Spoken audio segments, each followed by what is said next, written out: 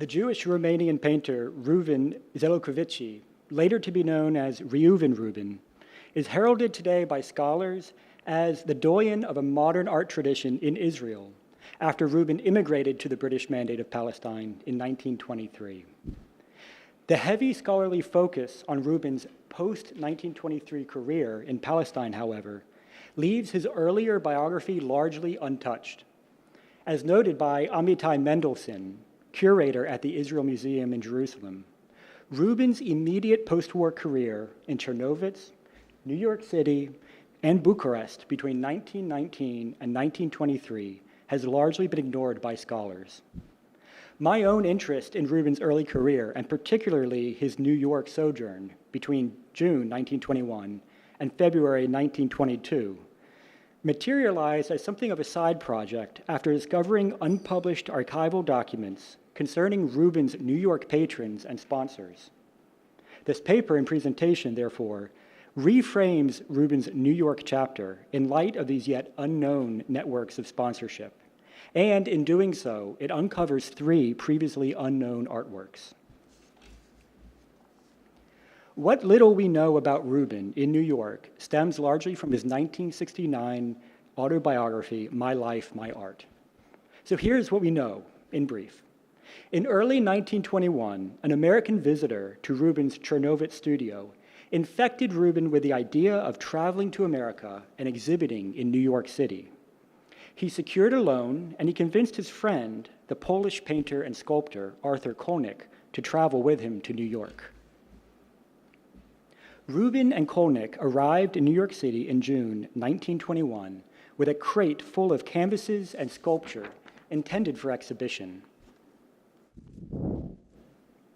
A few months later, in September, over the course of just a few days, several prominent figures in the art world, such as Alfred Stieglitz, the collector Ernst Duvald, and the famous British art dealer Joseph Duveen all converged on Rubin's life.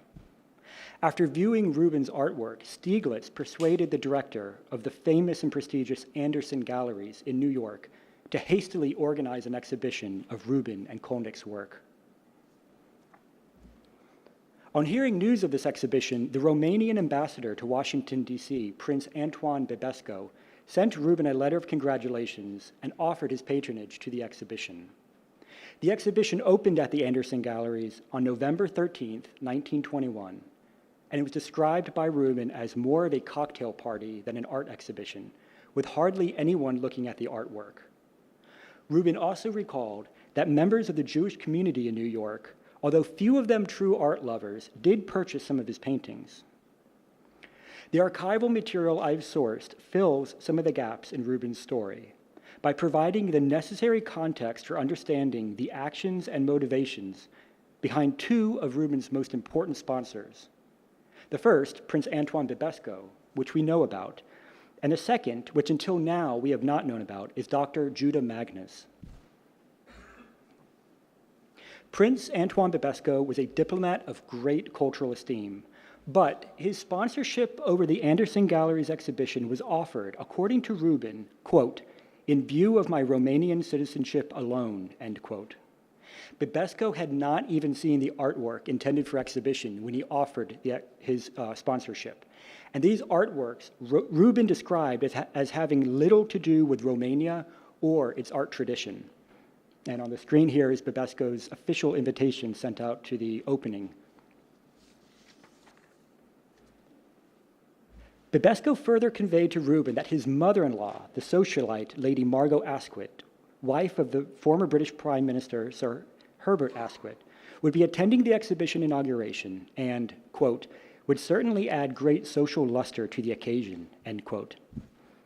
If we look at the diplomatic dossiers, telegrams, and newspaper clippings sent by Bebesco in Washington to Bucharest in the months leading up to the exhibition, which I have sourced from the Ministry of Foreign Affairs archives in Bucharest, a picture begins to emerge, I argue, of diplomatic motivation behind Bebesco's sponsorship.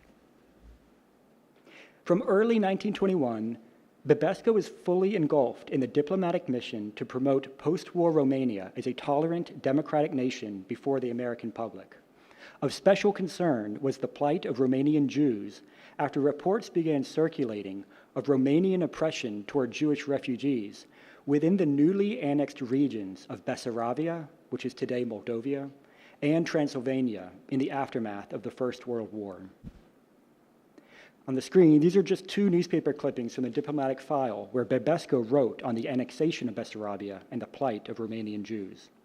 In the keynote address at the United Romanian Jews of America conference in New York, Băbescu maintained that Bucharest was not only tolerant of Jewish communities in the Old Kingdom, but welcomed the Jewish communities in Bessarabia and would even support channels aiding their immigration to America if desired. Băbescu's sponsorship of a promising Jewish immigrant artist, such as Rubin, at one of New York's finest and premier galleries, and the social fanfare that he no doubt facilitated around the exhibition must be viewed in light of his diplomatic mission. The sponsorship and fanfare, I argue, acted as a public relations campaign to convince the American public of Romania's tolerance and official support of its Jewish nationals at home and abroad. But perhaps the greatest source of new information on Rubin's network of sponsors comes from the correspondences and documents found in the file of Dr. Judah Magnus at the National Library of Israel in Jerusalem.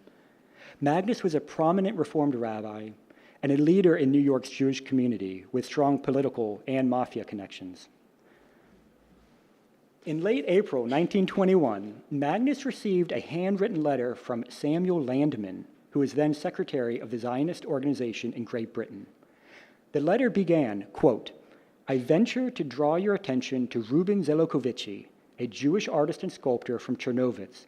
I was at his studio some months ago," end quote. Landman's two-page letter to Magnus then goes on to say that Rubin would soon be traveling to New York, and he trusted that Magnus would offer assistance to the artist if needed. Rubin's name does not appear again in the Magnus letters until months later, on November 23, 1921, when Magnus writes to a woman named Mrs. Lamport that she should go and see the Anderson Gallery's exhibition before it closes on November 26. Magnus then, on December 2nd, writes to a Mrs. Ginsburg and states that a meeting was held a few evenings ago where it was decided to bring in wealthy patrons to another exhibition of Rubin and Kolnick's work, opening on December 11th. At this elusive meeting, the hope was expressed to raise $5,000 for the artists. In another letter, dated December 9th, conveys that Magnus sent exhibition invitations to at least 6 different newspapers and magazines concerning a new exhibition of Rubin and Kolnick. A handwritten note dated December 17th shows a list of financial contributors to Rubin alone. And although somewhat convoluted, the total of all the numbers adds up to over $5,000. Magnus then writes to a man named Harry Fischel at the Hebrew Sheltering and Immigrant Aid Society in New York, or the HIAS, as it's known, and says, quote, "The sum that I have endeavored to collect has, I am glad to say, been secured." After the new year, on January 3rd, 1922, Magnus writes to a man named Walter Grant, the secretary of the Anderson Galleries, asking what amount to send the gallery in a check because, quote, "Mrs. Magnus has sold $1,000 worth of pictures for the artist Rubin and Kolnick," end quote. So from this thread of letters, from late November to early January, we can ascertain 2 significantly new pieces of information. First, Rubin and Kolnick's artwork remained on view at the Anderson Galleries beyond the initial exhibition sponsored by Prince Băbescu, which closed on November 26. As indicated in Magnus's letters, a second exhibition must have opened on December 11th. And second, Judah Magnus and his wife Beatrice used their influence to raise considerable funds from among their social circle to support Rubin and Kolnick and to purchase some of their artwork. As anyone with fundraising experience knows, collecting money is not easy. In fact, Magnus writes to Harry Fischel and states that raising funds for Rubin, quote, "has been harder work than anything I have done in a long while," end quote. In another letter to a man named Louis Strauss, son of European Jewish immigrants and later U.S. Secretary of Commerce under President Eisenhower, Strauss writes to Magnus and tells him that he attended the December exhibition ready to purchase artwork, but, quote, I could not bring myself to buy the daubs which to my undoubtedly untutored eye they appear to be, those daubs meaning Rubin's paintings. If they represent art, I have got to reverse my definition of art as a portrayal of beauty, end quote. Magnus replies, quote, art is a wild theme and artists are wild people. You will be interested to know that so keen a person as Alfred Stieglitz thinks that if this present experience of collapse and failure can make one of the artists, Rubin, into an unselfish man, he may become one of the great artists, end quote. And as you can see, Strauss did consent that he would contribute to a charity collection, but he could not bring himself to endorse the art. So, what were these daubs of paint that so repulsed Louis Strauss? According to the Rubin Museum's current Catalogue Raisonné project, and the Rubin Museum is in Tel Aviv, only 13 of Rubin's 80 artworks displayed at the Anderson Galleries has been accounted for. I'll take a minute just to analyze a few. The Doctor's Waiting Room and Rubin's self-portrait both carry a heavy aura of melancholy and estrangement, typical of Rubin's pre-1923 work. As such feelings not only haunted Rubin immediately after the war, but plagued Europe. The expressive, contoured figures and the matted palette in both of these works also give credence to Rubin's confession that Vincent van Gogh, Paul Gauguin, and Paul Cézanne were his artistic forebears. The Temptation in the Desert is arguably Rubin's most famous and critically analyzed work from the New York exhibition, and it stands as the epitome of Rubin's melancholic expression. The central figure is Rubin himself, resisting all the temptation of the world around him, while the face is that of his brother who died during the war. The title of the artwork speaks to how Rubin appropriated mystical Christian and Jewish themes to render expressions of suffering in his immediate post-war years. So, let's return now to the second December exhibition that opened at the Anderson Gallery, and in doing so, 3 new artworks come into view.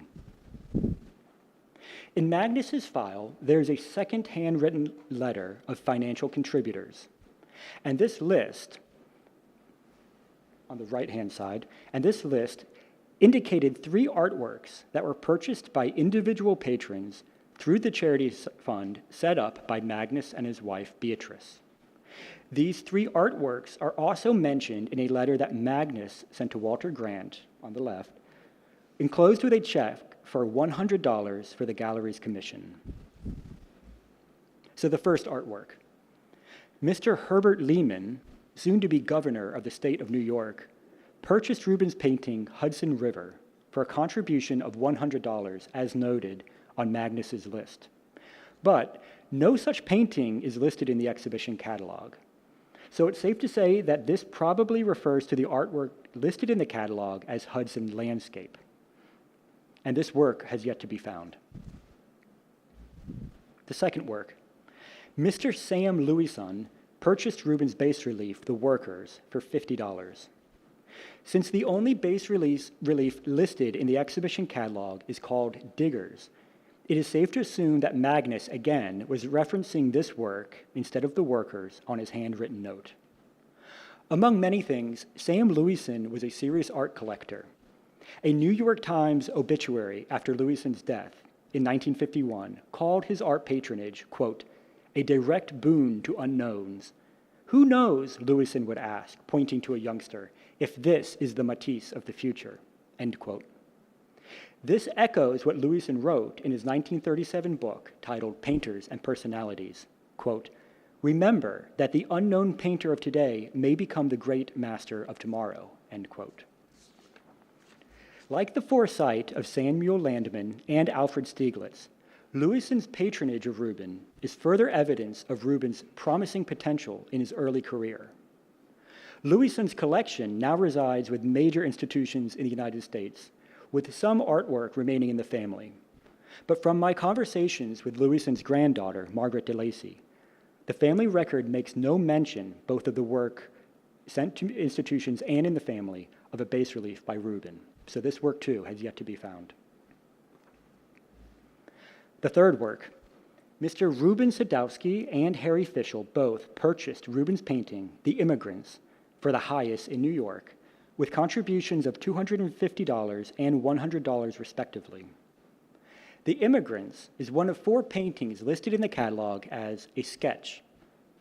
On February 8th, 1922, Magnus received a letter from John Bernstein, president of the Hayes, informing him that, quote, "The picture of the Immigrants has already been delivered, and we shall hang the painting in a prominent part of the building because it so beautifully symbolizes the pitiful story of the Jewish wanderer," end quote. The Hayes archive and photograph collection has no record of this work, and it is also counted lost among many others.